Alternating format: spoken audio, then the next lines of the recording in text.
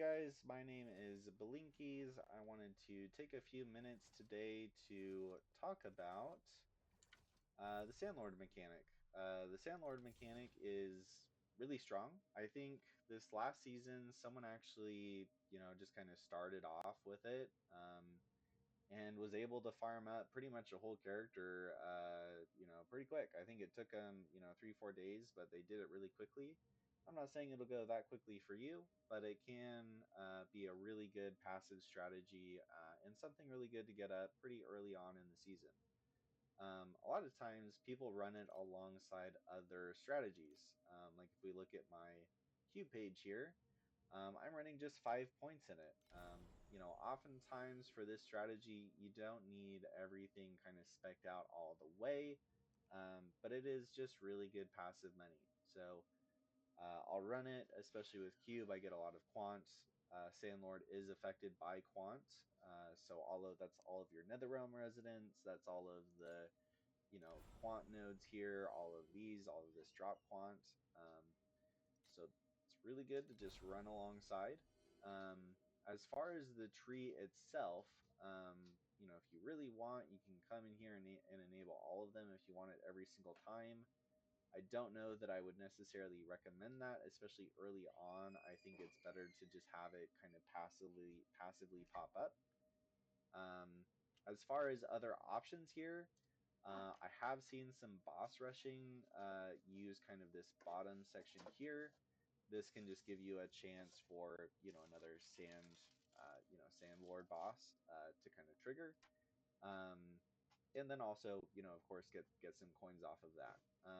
These other rows, I don't know that I've really seen people use them. They're just, duplicate coins. I think just running, the main column here that just activates it within the map is pretty much all you need. In map, um, I'm not going to show a case of it, but it's basically just like a blue circle that you stand on. You don't have to stand on it the whole time. You stand on it and it'll start to drop creatures that you'll kill. Okay. Once you get some coins, you can either click on the mechanic, kind of like I've got Vorax right here. It's going to pop up another one here. If you're on your mobile phone, it'll pop up down below by your skill bar. You can click on that, add the funds, to the Oasis, and it'll get rolling. Okay. So to talk through, kind of like this. Okay. So you'll inject some capital, come in here, you can hit max, and add all the funds that you've got. Okay.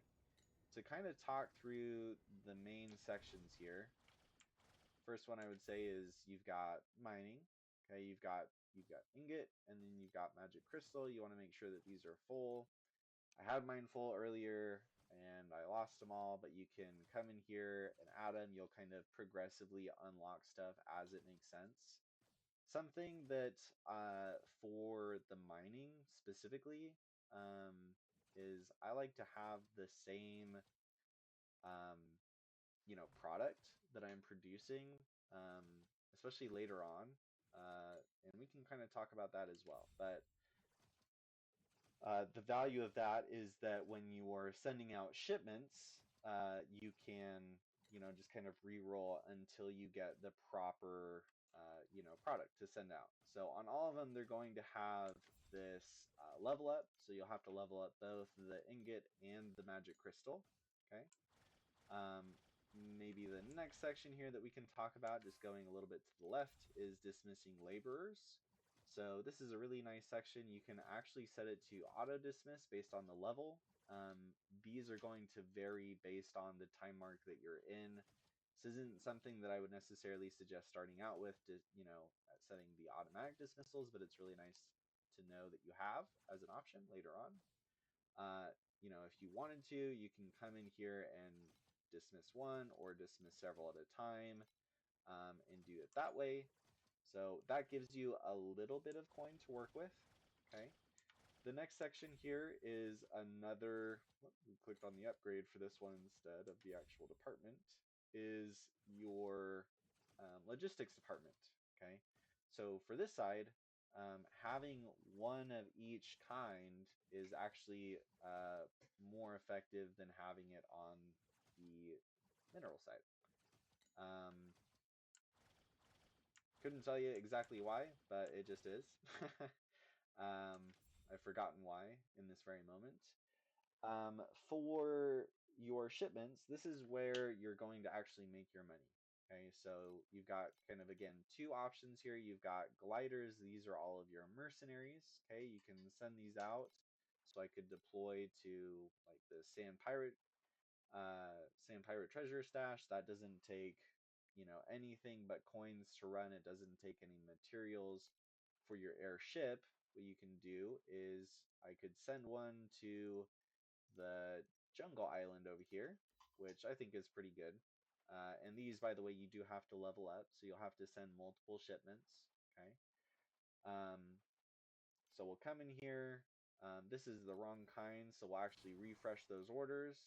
Okay, that's the kind that I had. This is the same product that I had and was producing over in my mining area.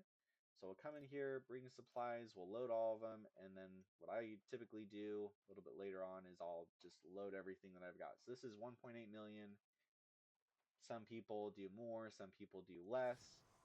Um, but then what that'll do is it'll give me the reward for filling the requirement and then additional quantity, right? So it'll moderate amount of gear and commodities for reaching the requirements, and then it'll give me even more quantity based on all of the additional materials I gave.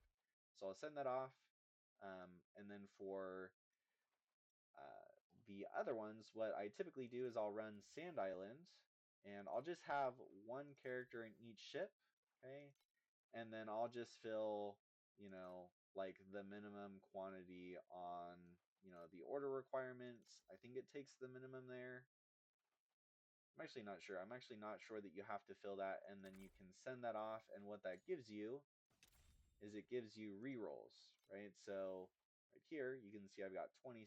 So I've sent out a bunch of single person just off to the Sand Island because this is quicker than jungle, and it gives you refreshes so that you can again kind of continue to go for the material that you're looking for. So that was a material that I was producing. Okay. So again, I can come in, fill everything, send it again, but you'll kind of go through these more or less quickly depending on how much you've produced. Okay. Um, Now, the real value from this mechanic comes from blending. Blending has to do with your belt. So this section right here, if you drop the details, it's kind of hard to see where it is, but you can come here and enable the details.